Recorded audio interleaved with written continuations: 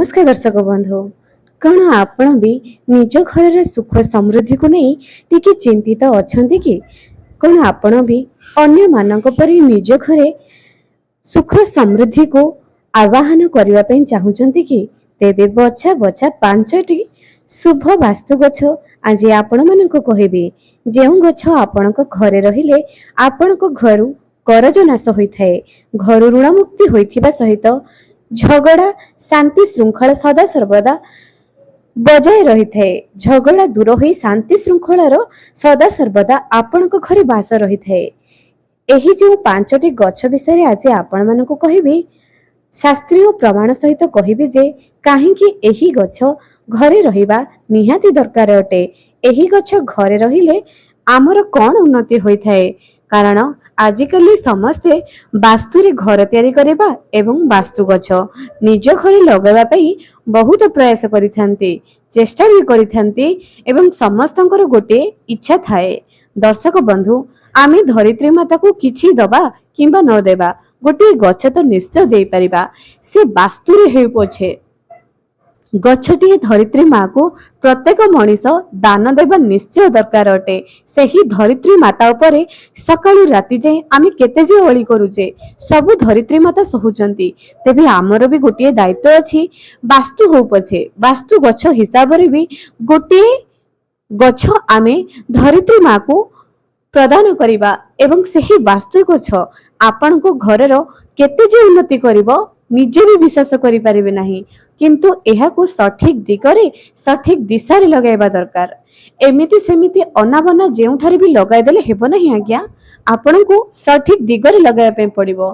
शास्त्रीय प्रमाण सहित आज आपण मानको पांचटी शुभ गछ विषय कहिबे, सेही गछ आपण निज घरे लगाइबा पे निश्चय प्रयास करंतु एवं जदि लगाइचंती एहार चमत्कारी फायदा आपण माने पाउचंती कि नाही निश्चय कहिबे।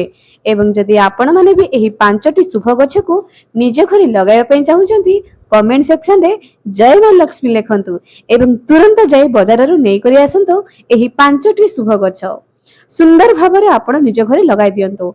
वर्तमान श्रावणर मास चालुछि एवं जेहेतु श्रावणर बारिधार रे वर्षा द्वारा गछ लगाइले गछ जल्दी होई थाए, तेणु एही सुजोग को जमा भी हाथ छड़ा करंतु नाही। चलंतु आपण मानको कहबी केउ गछ आपण निज घरे लगाइबे।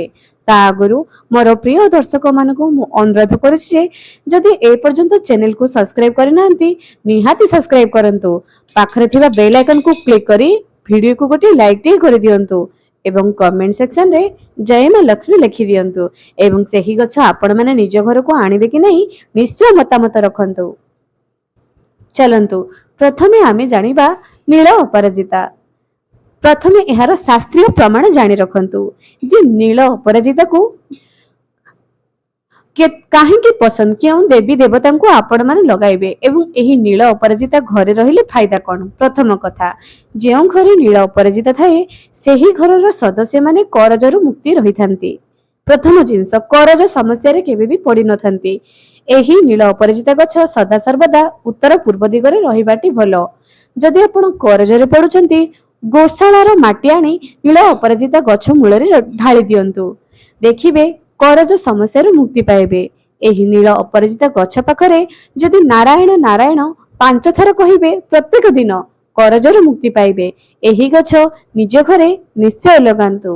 एबे एही नील अपराजिता स्वर्गीयर फूल बोली कुहा जाए। नील अपराजिता को देवदेव महादेव मां दुर्गा को चढ़ा जाए, बहुत प्रिय अटे एही नील अपराजिता।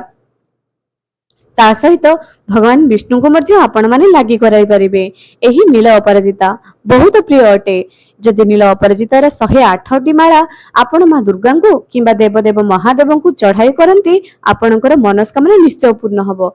एही नील अपराजितार जे चेर थाए एहाकू जदि आपण माने निजर बाहुरी धारण करिवे, शुक्रवार दिन नील अपराजितार चेरा को गंगा जल रे धोई करी जदि निजर बाहुरी धारण करिवे आपण माने करज समस्या मुक्ति पाइबे एवं डरिबे नाही। जे कोनोसी कार्य को गले भी आपणकर मन रे गोटे दृढ़ आत्मबल आसीबो। एहा तो थिला प्रथम गछ। द्वितीय गछ गंगशिउली गछ, जहाको स्वर्गर पारिजात फूल बोली कुहा जाए। एहाको इंद्रदेव एही धरापृष्ठ को आनिथिले। ଏହି ଗଛ ସାଧାରଣତଃ ଶୀତ ଦିନେ ବହୁତ ହୋଇଥାଏ ଏହି ଫୁଲ ଏବଂ ଏହା ରାତିରେ ହୋଇଥାଏ ପୁଣି ଝଡ଼ି ଯାଇଥାଏ। ତେବେ ଏହି ଫୁଲ ଗଛକୁ ଆପଣ ମାନେ କଣ କରିବେ, ନିଜ ଘରର ପୂର୍ବ ଦିଗରେ ଲଗାଇବେ। ଏହା ତଳେ ମାଟିରେ ବି ଯଦି ଲଗାଇବେ ଏହା ବହୁତ ବଡ଼ ହବ, ଫୁଲ ଆପଣଙ୍କର ପୂଜା ପାଇଁ ଭଲ ଭାବରେ ହୋଇଯିବ। ଏବେ ଏହି ଗଛକୁ ଭଗବାନ ବିଷ୍ଣୁଙ୍କୁ ଏହି ଫୁଲ ଦିଆଯାଏ। ଦେବଦେବ ମହାଦେବଙ୍କୁ ବି ବହୁତ ପ୍ରିୟ ଅଟେ। ଏହି ଫୁଲ ପ୍ରତ୍ୟେକ ଦେବୀ ଦେବତାଙ୍କୁ ପ୍ରିୟ ଅଟେ। ତେଣୁ ଯଦି ଗୋଟାଏ ବି ଫୁଲ ଆପଣଙ୍କୁ ମିଳିଯାଏ ଦେବଦେବ ମହାଦେବଙ୍କ ପାଖରେ ନିଶ୍ଚୟ ଲାଗି କରନ୍ତୁ ଏବଂ ଏହି ଗଛର ପତ୍ରକୁ ବାଟି କରି ଯଦି ଆପଣ ମାନେ ପିଇବେ, ଯଦି ମ୍ୟାଲେରିଆ ଜ୍ୱରରେ ଆପଣ ମାନେ ବାରମ୍ବାର ପୀଡ଼ିତ ହେଉଛନ୍ତି ଏହା ବି ଆପଣଙ୍କର ନିଶ୍ଚୟ ଦୂର ହବ, ପୁରା ମୂଳପୋଛ ହୋଇଯିବ ଆପଣଙ୍କ ଶରୀରରୁ। ତେବେ ଏହି ଗଛ ନିଶ୍ଚୟ ଆପଣ ନିଜ ଘରେ ଲଗାଇ ଦିଅନ୍ତୁ। ଏବଂ ଦର୍ଶକ ବନ୍ଧୁ, ନୀଳ ଅପରାଜିତାର ଆଉ ଗୋଟିଏ କଥା ବି ଆପଣ ମାନେ ଜାଣି ରଖନ୍ତୁ। ଏହି ଗଛ ତ ମାଳି କରି ହୋଇଥାଏ। ମନେ ରଖନ୍ତୁ, ଏହି ଗଛ ଯେତେବେଳେ ମାଳି ଥାଏ ଏହାର ଡଙ୍କ ଯେମିତି ପୂର୍ବ ପଟେ ଲହି କରି ରହିବ, ଅନ୍ୟ କେଉଁ ଦିଗ ପଟେ ଯେପରି ନ ଲହିବ, ଏହା ପ୍ରତି ଟିକେ ଧ୍ୟାନ ଦେବେ। ଏବେ ଆମେ ତୃତୀୟ ଗଛ ଜାଣିବା, ବ୍ରହ୍ମ କମଳ ଗଛ। ଏମିତିରେ ଆପଣ ମାନେ ଜାଣିଥିବେ ଯେ ବ୍ରହ୍ମ କମଳ ପ୍ରଭୁ ନାରାୟଣଙ୍କର ଯେକୌଣସି ବି ସ୍ୱରୂପକୁ ଦିଆଯାଏ। ତା ସହିତ ଦେବୀ ଦୁର୍ଗାଙ୍କୁ ଭଗବାନ ମହାଦେବଙ୍କର ବି ଅତ୍ୟନ୍ତ ପ୍ରିୟ ଅଟେ। ଏହି ଗଛ ଆପଣ ମାନେ ନିଜ ଘରେ ନିଶ୍ଚୟ ଲଗାନ୍ତୁ ଏବଂ ଏହାକୁ ସୂର୍ଯ୍ୟ କିରଣ ତ ନିଶ୍ଚୟ ଟିକେ ପଡିବା ଦରକାର ଅଟେ। ଏହି ଗଛ ବା ଯେକୌଣସି ବି ବାସ୍ତୁ ଗଛ ହଉନା କାହିଁକି, କୌଣସି ଆପଣଙ୍କ ଘରର ଆଖପାଖରେ ବାଥରୁମର ଟାଙ୍କି କିମ୍ବା ନାଳ ନର୍ଦ୍ଦମା ଅସନା ଜାଗାରେ ଲଗାନ୍ତୁ ନାହିଁ। ଯେଉଁଠାରେ ବି ଗଛ ଲଗାନ୍ତୁ ନା କାହିଁକି ସେହି ଜାଗା ନିଶ୍ଚୟ ସଫାସୁତୁରା ରଖିଥାନ୍ତୁ, ଯାହା ଆପଣ ଜୀବଜନ୍ତୁ କବଳରୁ ବି ମୁକ୍ତି ପାଇବେ ଏବଂ ଆପଣଙ୍କୁ ବି ପରିଷ୍କାର ଲାଗିଲେ ନିଜକୁ ବି ଭଲ ଲାଗିବ। ଏବେ ଦର୍ଶକ ବନ୍ଧୁ, ଚତୁର୍ଥ ଗଛଟି ଏଇଆ ଅଟେ ଯେ ଗେଣ୍ଡୁ ଫୁଲ, ଯାହାକୁ ଇଂଲିଶରେ ଆମେ କହିବା ମେରିଗୋଲ୍ଡ ଗଛ। ଆଜ୍ଞା, ଆପଣ ମାନେ କଣ ଦେଖିଛନ୍ତି? ସାଧାରଣତଃ ଏହି ଗଛ ମାର୍ଗଶିର ମାସ ପାଖାପାଖି ହୋଇଥାଏ। ଏହାର ହାଇବ୍ରିଡ ଗଛ ବି ଆପଣ ମାନେ ପାଇଯିବେ। ଏହି ଗଛ ଗୋଟିଏ ବାସ୍ତୁ ଗଛ ବି ଅଟେ। ଏହି ଗଛ ମା ଲକ୍ଷ୍ମୀଙ୍କର ବହୁତ ପ୍ରିୟ ଅଟେ। ଆପଣ ମାନେ ଓଡ଼ିଆ ନିଶ୍ଚୟ ଜାଣିଥିବେ ଯେ ମାର୍ଗଶିର ମାସରେ ଏହି ଗଛ କିପରି ମାଙ୍କୁ ଦିଆଯାଏ। ମାଙ୍କର ବହୁତ ପ୍ରିୟ ଅଟେ ଏହି ଗଛ। ତେଣୁ ଏହି ଗଛ ନିଜ ଘରେ ନିଶ୍ଚୟ ଲଗାନ୍ତୁ।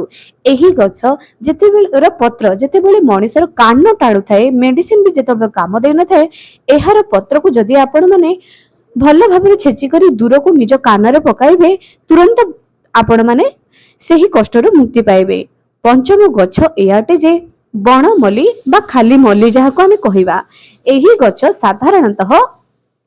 ସାଧାରଣତଃ ଗ୍ରୀଷ୍ମ ଦିନରେ ଫୁଟିଥାଏ, କିନ୍ତୁ ଏହି ଫୁଲ ଜଗନ୍ନାଥଙ୍କର ବହୁତ ପ୍ରିୟ ଅଟେ।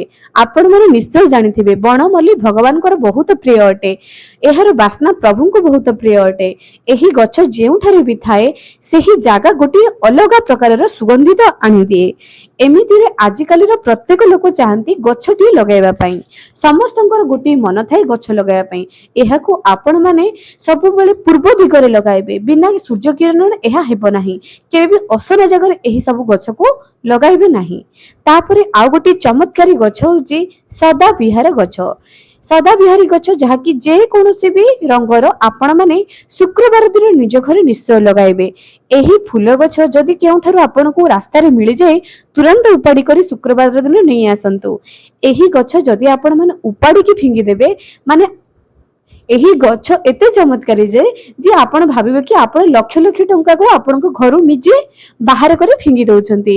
ଆଜ୍ଞା ହଁ ଦର୍ଶକ ବନ୍ଧୁ, ଏହି ଗଛ ବିଲକୁଲ ବି ଆପଣଙ୍କ ଘରୁ ଉପାଡ଼ିକି ଫିଙ୍ଗିବେ ନାହିଁ। ଏହି ଗଛ ଆପଣ ନିଜ ଘରେ ନିଶ୍ଚୟ ଲଗାଇବେ। ଏହାର ଚମତ୍କାରୀ ଫାଇଦା ଆପଣ ମାନେ ନିଶ୍ଚୟ ଜାଣିବେ। ଆଜ୍ଞା, ଏହାର ଫୁଲ ହେଉ କି ନୁହଁ, ଯଦି ଗଛ ଆପେ ଆପେ ଆପଣଙ୍କ ଘରେ ଉଠି ଯାଉଛି କିମ୍ବା ଆଖପାଖରେ ଦେଖୁଛନ୍ତି ନା, ତୁରନ୍ତ ନେଇକରି ଆସନ୍ତୁ ଆପଣଙ୍କ ଘରକୁ। ଏହି ଗଛ ମା ଲକ୍ଷ୍ମୀଙ୍କର ବହୁତ ପ୍ରିୟ ଅଟେ। ଏହି ଗଛ ନିଜ ଘରେ ନିଶ୍ଚୟ ଲଗାନ୍ତୁ। ଏହି ଗଛ ଗୋଟିଏ ବାସ୍ତୁ ଗଛ ଅଟେ, ଯାହାକି ଘରେ ଲଗାଇବା ଦ୍ୱାରା ଘରେ ମା ଲକ୍ଷ୍ମୀଙ୍କର ବହୁତ ଆଶୀର୍ବାଦ ଥାଏ। ଏହି ସବୁ ଗଛ ଆଉ ଗୋଟିଏ କଥା ବି ଜାଣି ରଖନ୍ତୁ, ଏମିତିରେ ସମସ୍ତଙ୍କ ହାତରେ ସମସ୍ତଙ୍କ ଘରେ ଏହି ଗଛ ହେବ ନାହିଁ। ଯାହା ଘରେ ଋଣ ବଢି ବଢି ଚାଲୁଥିବ କିମ୍ବା ସେମାନେ କରଜରୁ ମୁକ୍ତି ପାଇ ପାରୁନଥିବେ, ବାରମ୍ବାର କରଜ ପଡିଥିବ, ସେହି ଘରେ ଅପରାଜିତା ଗଛ ହେବ ନାହିଁ କେବେ ବି। अपरिचित गछ तांको घरे केबे भी हेबो नाही।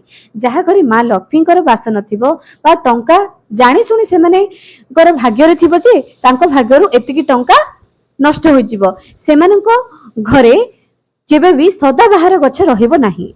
एवं तुलसी गछ तो देखिबे जहा घरे नकारात्मक ऊर्जा थिबो तांको घरे तुलसी गछ केबे भी रहिबो नाही।